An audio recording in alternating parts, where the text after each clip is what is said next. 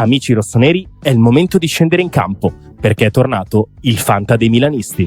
In palio ogni giornata ci sono maglie ufficiali del Milan, buoni Amazon da 100 euro e, tra i premi finali, iPhone 16, MacBook Pro 14 pollici e molto altro. 270 crediti per la rosa, mercato sempre aperto, ma soprattutto solo milanisti. Sfida gli speaker di Radio Rossonera e gli altri ascoltatori. L'iscrizione costa solo 19,99 € per tutta la stagione. Vai su fantalgoritmo.it/Radio Rossonera e affrettati, perché in caso di spareggio vince chi si è iscritto prima. Ben ritrovati amici di Radio Rossonera, ben ritrovati a tutti in questo editoriale del lunedì 4 agosto del 2025. Buona giornata a tutti e buona settimana qui dall'editoriale, una settimana che, come avrete già sentito dalle nostre altre trasmissioni, dai social e quant'altro, sarà ovviamente diversa rispetto al solito, sia questa che la prossima. Le dirette classiche non ci saranno, non saremo in studio per lunch e talk, ma ci saremo sempre. E comunque, nonostante tutto, nonostante mi verrebbe a dire anche il mercato del Milan andrà avanti a obbligo di riscatto in questo mese di agosto fino al 1° di settembre, tolto probabilmente solo e soltanto il giorno di Ferragosto. Grazie a tutti quelli che ci hanno seguito fino adesso, che stanno seguendo, mettendo like, iscrivendovi al canale. Tanti di voi non sono iscritti al canale anche se ci seguono, e quindi iscrivetevi. Iscrivetevi perché, come detto, andremo avanti tutto il mese di agosto a raccontarvi del mercato, ma non solo. Allora, oltre all'obbligo di riscatto faremo un classico doppio appuntamento. Se non sarà editoriale tipo oggi, sarà una versione corta del talk, saranno assenze di bottoni, ma insomma vi terremo comunque compagnia. Ma detto ciò, iniziamo subito a parlare del resto, ovvero del mercato, ovvero di Ardon Viaggiari. Ci eravamo lasciati qui una settimana fa, in realtà le cose non sono praticamente cambiate, se non che sono passati altri 7 giorni o pressappoco giù di lì. Ci ritroveremo a questo principio di settimana con degli incontri da fare tra dirigenti, allenatori e quant'altro, per capire un po' il da farsi su Viaggiari. È inutile che vi sto a raccontare tutta la tiritera, anche perché ognuno di noi penso che si sia fatto un'idea e come al solito succede, soprattutto nel mondo dello sport, ognuno ha preso una parte piuttosto che l'altra, ha trovato un colpevole piuttosto che una vittima, e onestamente lascia anche quello un po' il tempo che trova. Nel senso che ci sono tifosi che reputano che il Bruges ha fatto bene a tenere il punto, ha fatto il prezzo, e noi siamo stati i cattivi di turno perché abbiamo fatto offerte ridicole prima e ci siamo rivalsi sulla volontà del giocatore dopo. Al contrario, la volontà del Bruges è stata pessima, così come il modo di comunicare che hanno avuto, il modo di comportarsi, eccetera, eccetera. Così come il giocatore ha fatto bene, ha fatto male, impuntarsi o non impuntarsi. Il Milan ha fatto bene a tenere il punto, ma è tanto che ha fatto una offerta da 38, ma cosa serve allora arrivare a 38 se non arrivi a 40? Insomma, è inutile prendere, diciamo così, fare il riassunto totale. Dobbiamo dire 2 o 3 cose però molto ben chiare. Rischiamo, se la questione non va a buon fine, di aver perso oltre 50 giorni. Credo che siamo arrivati intorno al 52-53esimo giorno della trattativa, da quando poi è uscita, magari addirittura più vecchia di 52-53. Rischiamo di pagarla proprio in maniera economica, nel senso che perdere sul mercato 52-53 giorni costa energie, costa tempo perso, costa trattative che magari potevi impostare in maniera diversa su altri giocatori, su altri ruoli. È una trattativa su cui ovviamente ci ha speso tante energie, tanto tempo, tanto focus il direttore sportivo Iglitare. Tare che si è speso tanto per fare la trattativa, per tenerla in piedi con il ragazzo, si è speso tanto per viaggiare, ed è forse il motivo per il quale ancora siamo qui, nel senso che si è speso talmente tanto che vuole arrivare fino all'ultimo secondo di trattativa per tenerla in piedi, per capire se si può fare. Morale, siamo arrivati al 4 di agosto e il tempo è praticamente finito, forse addirittura sarebbe già finito in altre circostanze, in realtà siamo ancora qui proprio perché ci teniamo particolarmente sia al giocatore che alla trattativa stessa. D'altro canto, avete sentito tante volte fare critiche all'amministratore delegato. Per una volta, guarda, non gliela faccio, per il semplice fatto che 40 milioni sono tanti per un giocatore. Bisogna essere realmente diciamo così, convinti che questa operazione si faccia. Capisco anche che quindi ci siano delle perplessità all'interno della società e delle divisioni su questo, nel senso che siamo tutti concordi che il ragazzo valga, siamo tutti concordi che il ragazzo è un ottimo giocatore per il Milan del prossimo futuro, non siamo magari concordi a dire che già a 35 abbiamo fatto uno sforzo superiore a quello che si pensava, arrivare a 40 è veramente una cifra importante per il Milan attuale. E quindi capisco anche le difficoltà di vedute in questo momento, quindi è giunto ora per ritirare una linea, perché non possiamo sicuramente restare con Musa e Bondo a fare i sesti del nostro centrocampo, abbiamo bisogno di un centrocampista in più, di livello, di quantità, di qualità e anche di prospetto, se per paradosso, ovvero un giocatore che ti possa permettere di avere 4 realmente giocatori più Modric a fare i titolari di quel ruolo, che sono i 3 che abbiamo già conosciuto nelle prime amichevoli, ovvero Fofana, ovvero Ricci, ovvero Ruben Loftus-Cheek, a cui aggiungere Modric e a cui aggiungere un titolare. Non si può far senza, onestamente, anche se abbiamo una partita a settimana, però bisognerebbe ricordarsi che siamo il Milan e il Milan deve puntare ad avere una rosa più competitiva possibile, non si deve accontentare. Così come non si deve accontentare, e tra poco ne parliamo, dei terzini. Ma per acquistare Ardo Ghiagiari questa è la situazione, ovvero capisco le difficoltà del momento, capisco la volontà di restare fino all'ultimo secondo, ma siamo arrivati al 4 agosto e i secondi sono finiti. Bisogna fare di necessità virtù adesso e nel caso andare su un altro obiettivo che sia Guerra, che non c'entra quasi niente con Yajari come ruolo, come età, come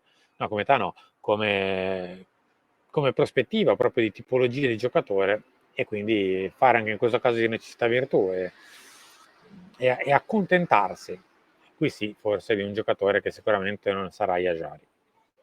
Ma aspettiamo di vedere l'ultimo colpo di scena di questa trattativa.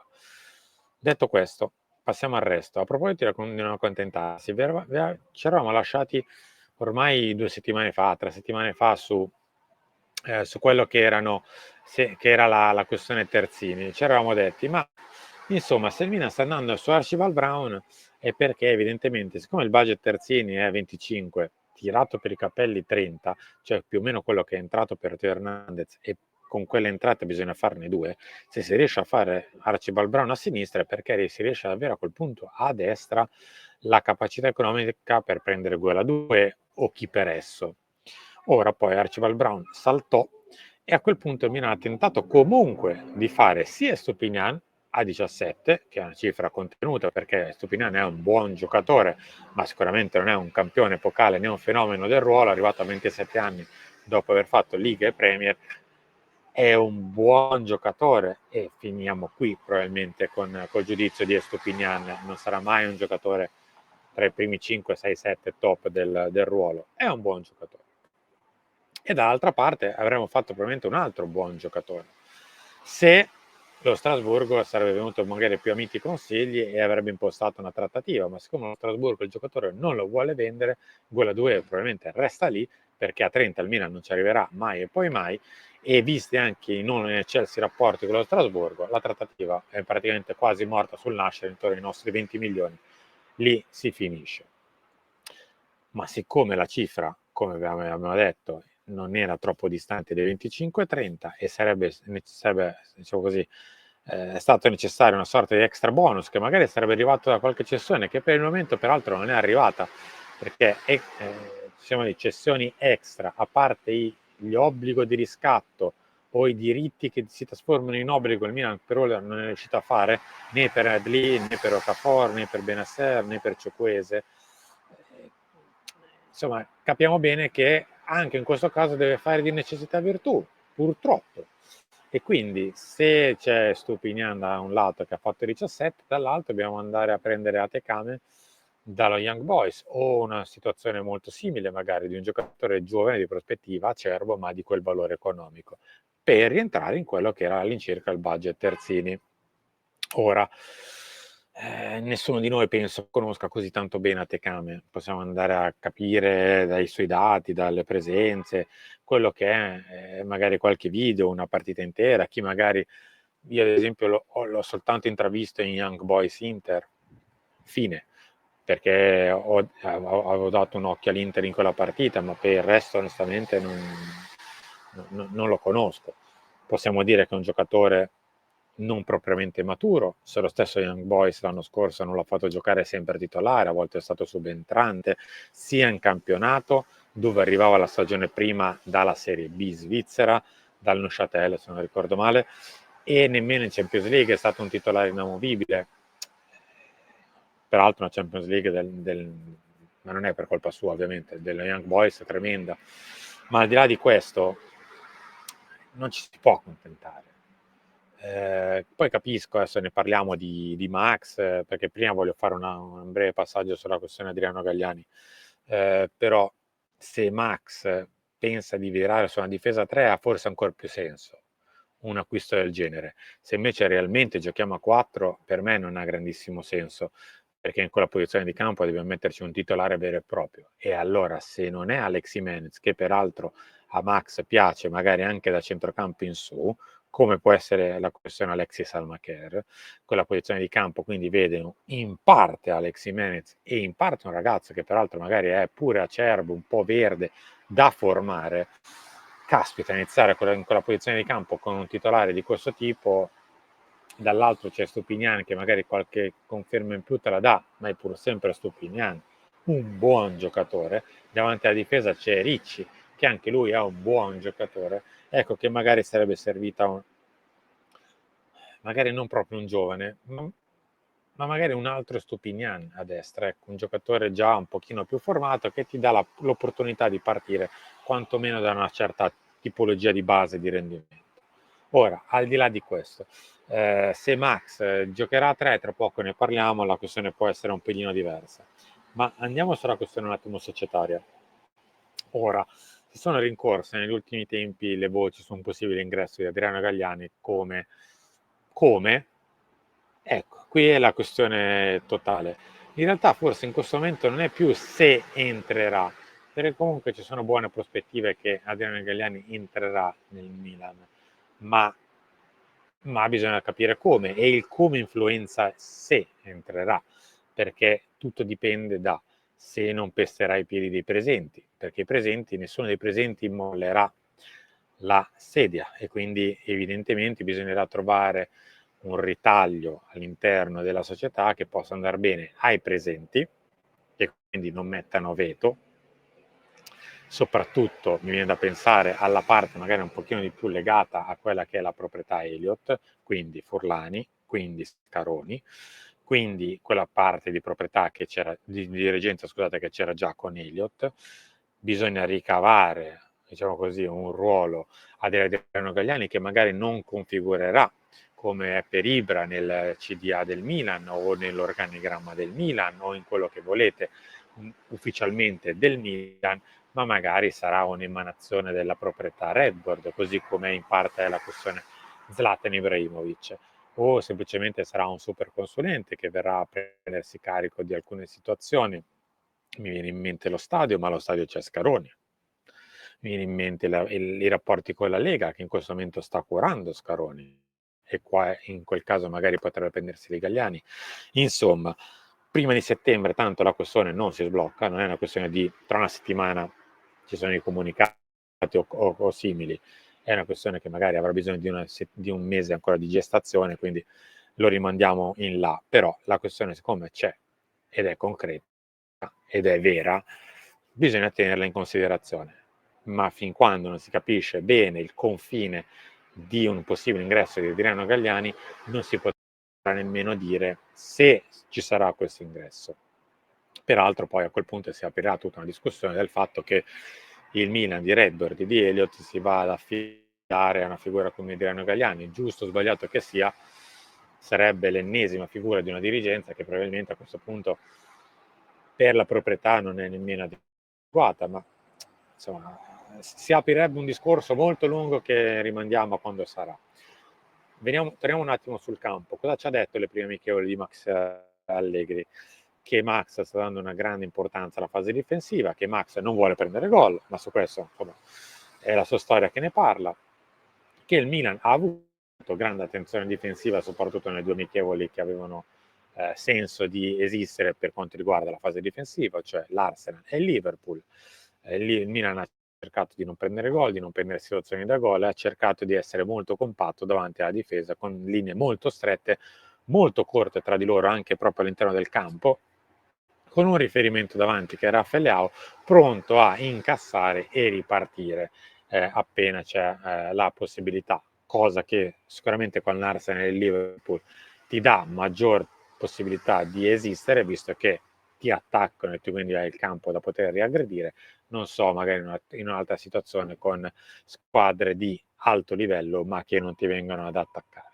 Ma al di là di questo, cosa ci ha detto questa prima parte di stagione? Che la difesa 3, ad esempio, può essere un'idea percorribile, magari anche sul mercato, perché se il Milan vira prendendo un altro centrale o un braccetto, che quindi può fare sia il terzino che il braccetto di destra, a quel punto con Salmaker e Jimenez da una parte, Stupignan e lo stesso Jimenez dall'altra, ha la possibilità magari di giostrarsi questo 3-5-2, perché non credo che Max faccia 3-4-3 onestamente, non credo che vada a togliere uomini dal centrocampo per mettere giocatori offensivi.